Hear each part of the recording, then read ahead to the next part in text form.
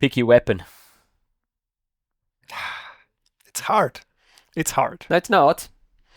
Just reach out and pick it up. Can I keep it? No.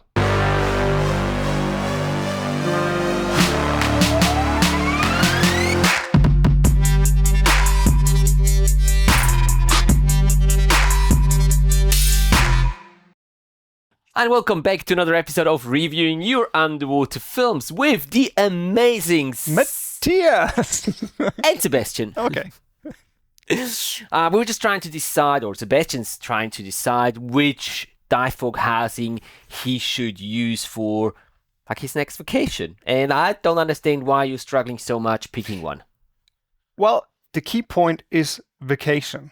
Yeah. Because if I would go like on another workshop and you can just bring all the gear and all that stuff, I would easily pick the platinum housing because I would take my tray with me, put the lights on, and you have all this stuff because I like the platinum housing with the integrated mount, with the filter clamp. It's perfect. It's fine.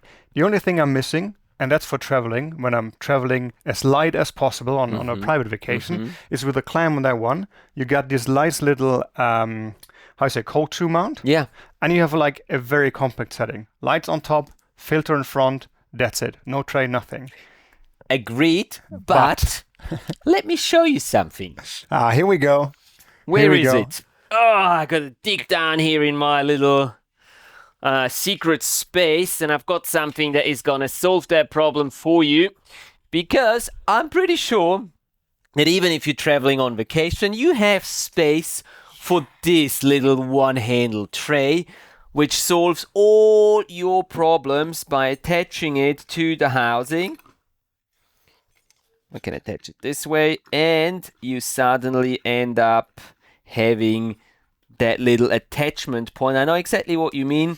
You mean that little cold shoe mount that was or is present, and now you suddenly have an attachment point here for a light that you can place, and it's close to as compact as with the other one, but close, giving you with the integrated lens holder, more sturdy, and giving you space for cameras, smartphones with larger camera modules, like for example my new Xiaomi 14 Ultra, which I have to be quite honest, and there's going to be a review, a comparison between the Xiaomi 14 Ultra and my so beloved iPhone 15 Pro Max.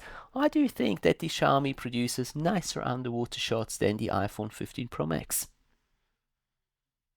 So, any day of the week, any day of the year, I would choose the platinum version over the regular standard version of the dive. You get me convinced if I get that one.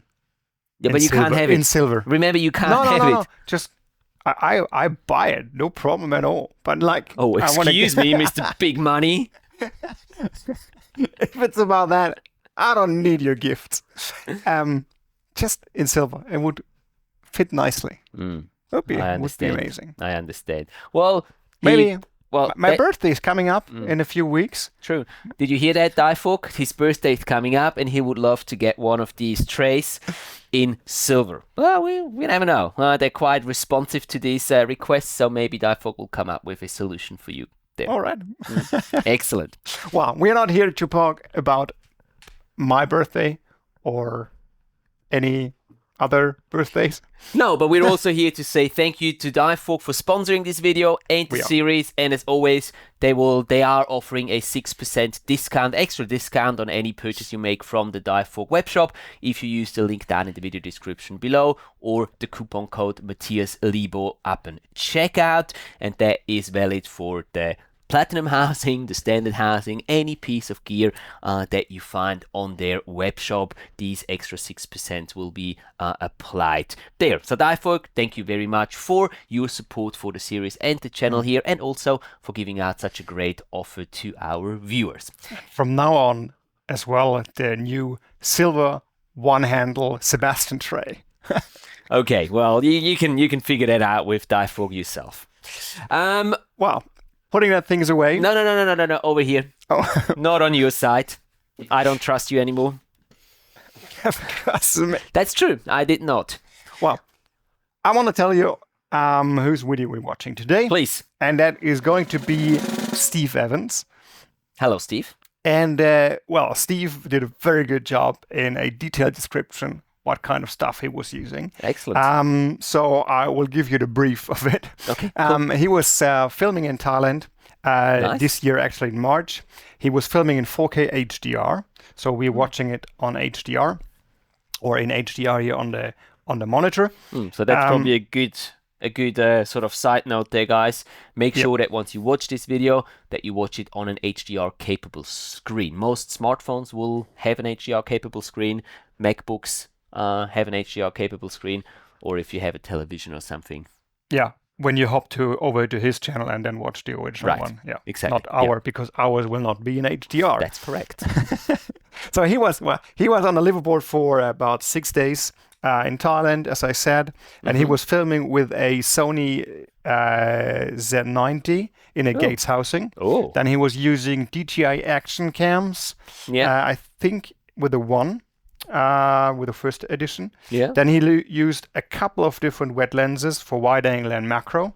He even stacked them together, and he said something about he was having a +11 diopter.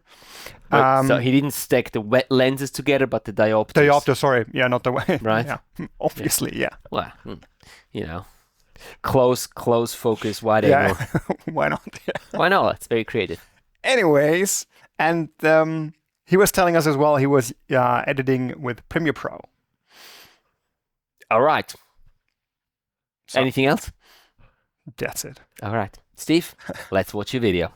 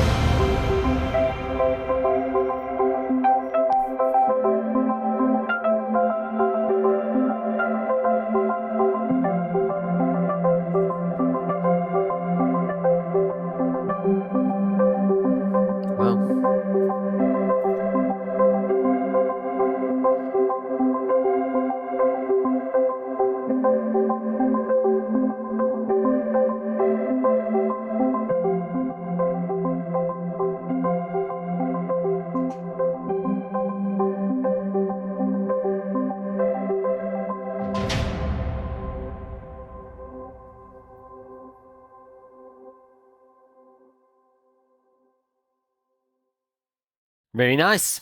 And just under 5 minutes. So welcome to the competition, Steve.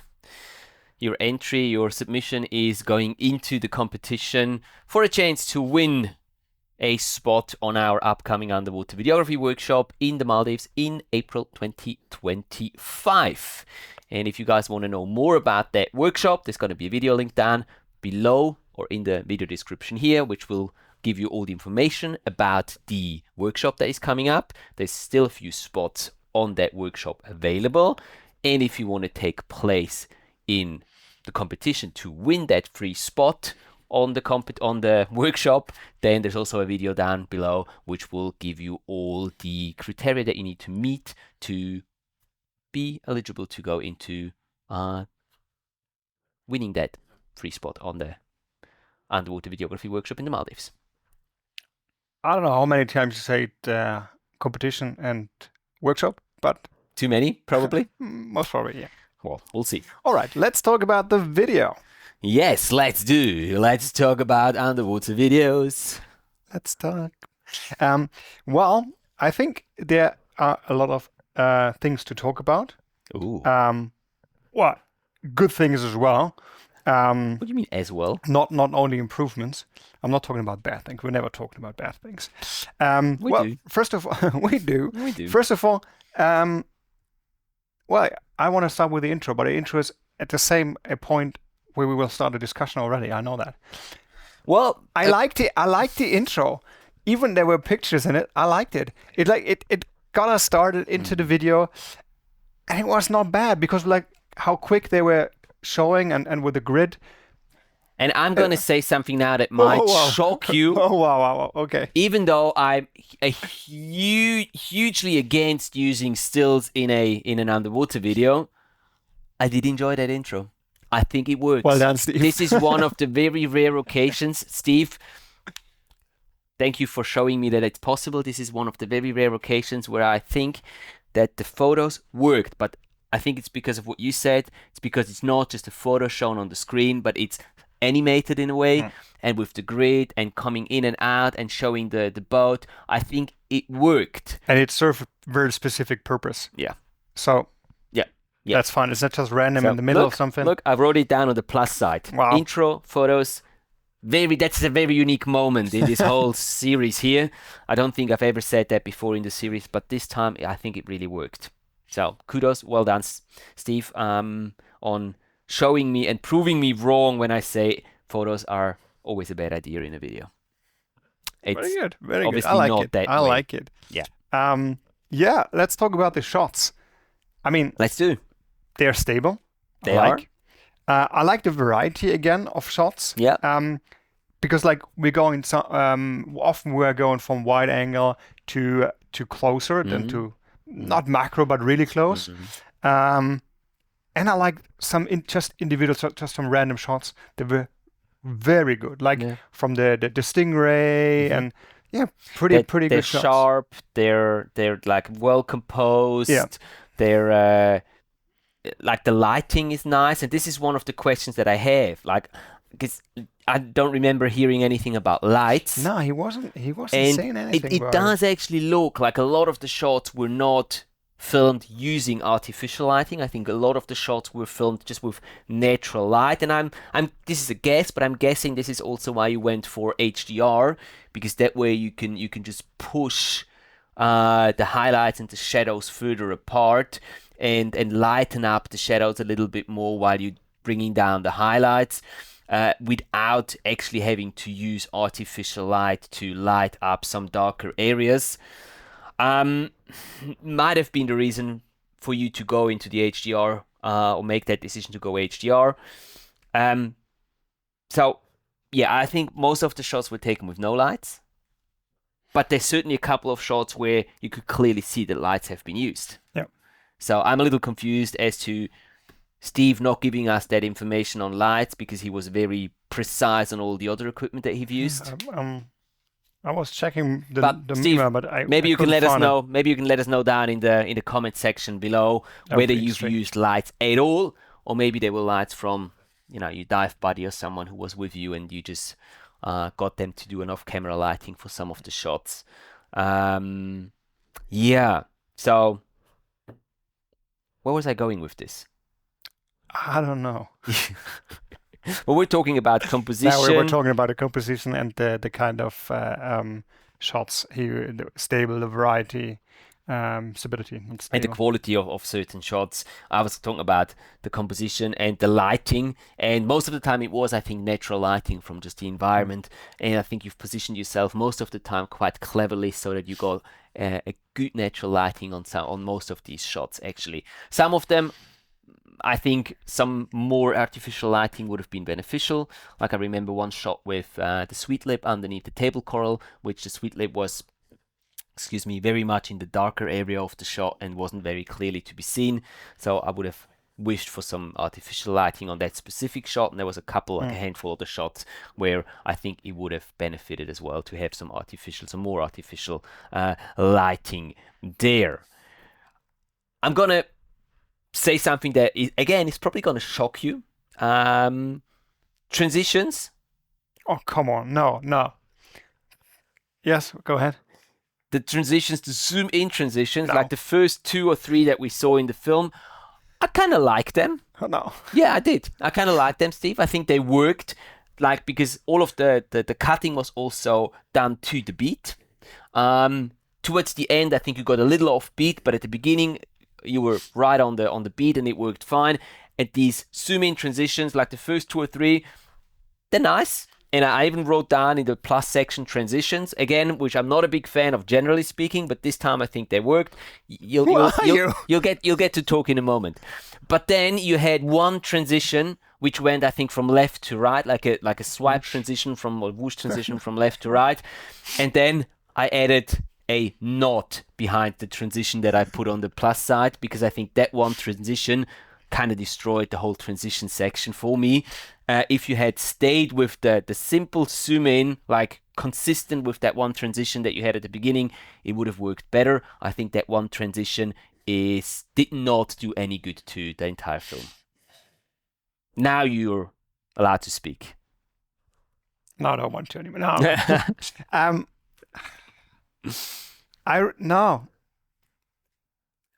No. I really disagree. Go ahead. The transitions, the zoom in transition, that were the Batfish, I think, was one time. That was towards the end, the Batfish. But I'm talking about the first two. That was the only one where I would say we can talk about like going zoom in.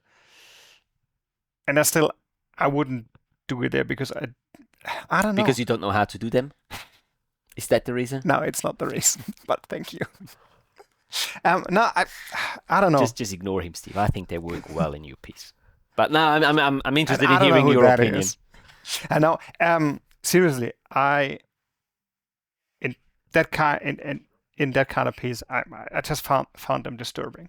And normally I would disagree with you. You would or you wouldn't? I would disagree when you say the transitions. You don't like transitions. This time it's the other way around. Yeah. Hey, look, Steve just showed me an entirely new world with photos working in an underwater piece and now Matthias fancy transitions starts also liking working. Well, I'm going to start to do that, to use them in my work as well now. God. I think it works. It works. I wouldn't use them too excessively, and I wouldn't change the kind of transition. As I said, like the one that went from left to right, I think that kind of destroyed it. But the other first 2 zoom in transitions, they worked quite well, in my opinion. Who cares about your opinion? Moving along. Well, that's a good question there. Let us know. Who cares about my opinion down in the comments? What I care about is story. All right. And was there a story? No, there wasn't.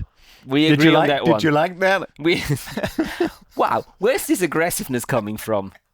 Well, we agree on that one. There wasn't much of a story to it. It was just a sort of compilation of the things that Steve saw on his trip on that liveaboard. Well, to to put it in your words, a narration would have helped. I guess. I think even if you don't have like a real storyline, a kind of something, a trip video to cover a 6 days liveaboard is an easy way of using kind of narration. Not the whole time, but just describe a little bit what's happening, where you're starting, something like that. Also, cool. yeah. Or how you did in the Maldives, like an interview, you ask a dive guide, you ask a fellow diver or fellow divers to comment on I don't know, on an experience, something like that, and just use that. Yeah, exactly. But it's work, it's like... Oh yeah, it takes a bit more planning rather than just putting together the nice clips from your trip that you had. Yeah. Also, I think going down the same road there, that maybe getting more shots of your dive buddies could be a good idea to put this a little bit more into a story where you could, kind of not follow a diver, but you could have like one main character that you show repeatedly in your shots, and then you kind of show what he is actually seeing or filming or taking photos of. So there can also be like a little storyline there. I think we only saw like once or twice we saw other divers. Other than that, it was just marine life and the environment, which is fair enough if you want to go down that road and just do that and don't show any divers. But I mean, I think it makes sense if it's like a little trip video to have the other divers in like your piece as well. Agreed. Wow, look at that. We're friends again. Business partners. Okay. Another point I put down here goes along with the like story and sequencing. Yeah. And I think as we don't have any story, it makes it important which clip comes before which clip.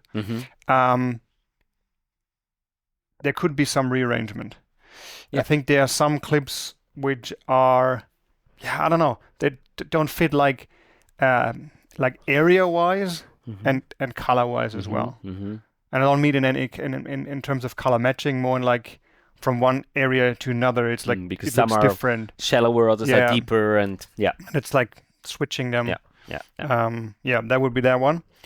And then we come into the color matching and to the color correction part. Generally speaking, color matching, color. What is color? I don't know. You're speaking a weird language right now.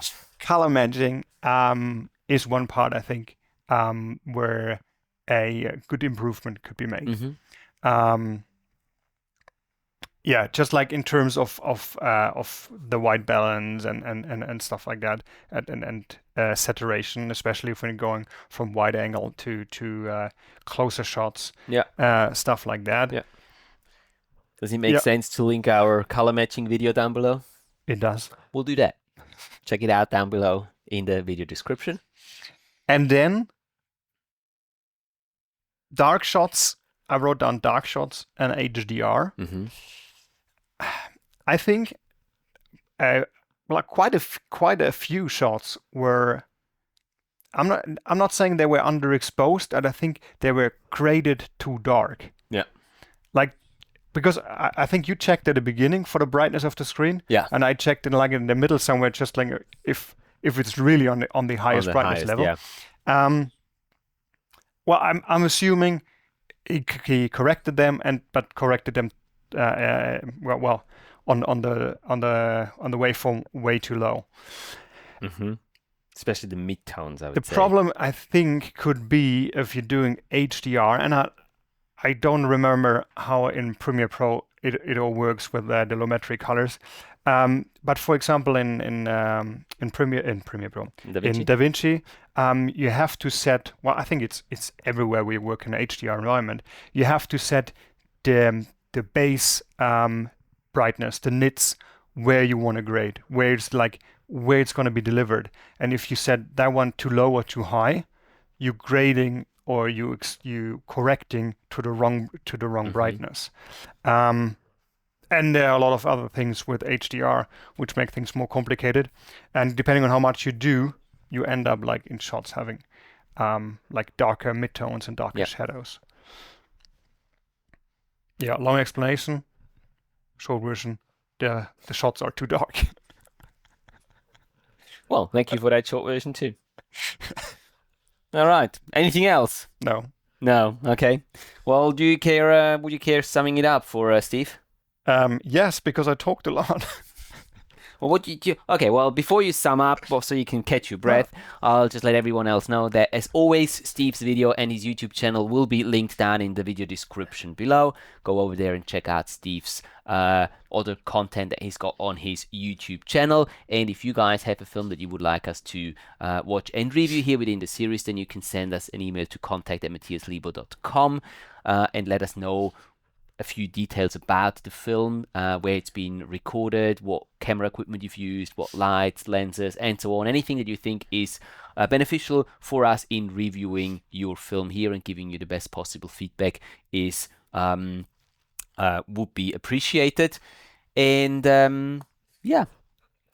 And very important, watch Steve's video in HDR on YouTube. Yeah. Please go and check out that video on an HDR screen right on his channel, where you can watch it in HDR, and that's gonna give you the best impression of his work. Well, talking about your work, Steve. Once again, thank you very much for your submission. We really liked the intro. I'm still surprised that Matthias liked the intro. Things I liked happen. it with the pictures. It got us started into the video about the liveaboard diving in Thailand. We liked as well the quality of your shots and the variety of your shots. They were very stable. They were very good quality with very well lit.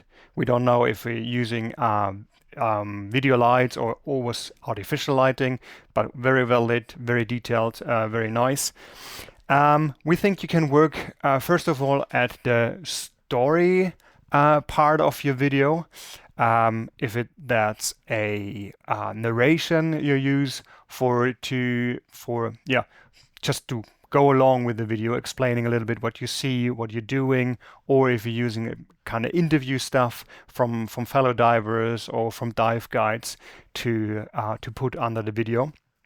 That's up to you, but it would definitely help the video. Second of all, we would love to see some improvement in color matching, just matching the shots to one another, just in terms of white balance and saturation and exposure as well, that they're all in the same brightness level and not too dark. HDR can be complicated. As I said, maybe check your settings for that, and be sure they're all on the waveform in the same area, and you have a uniform looking video at the end. Very well said. And that brings us to the end of today's review. Thank you guys for watching and being with us. If you have any comments about the video that we reviewed today or about our review, let us know down in the comment section below. If you enjoyed today's video and you got something out of it, then hit that like button, letting us know that way. And other than that, have a great week. Keep capturing all those amazing underwater adventures of yours, and we will see you back here on the channel next Thursday, same time, for the next episode of Reviewing Your Underwater Films. See you then. See ya. Bye.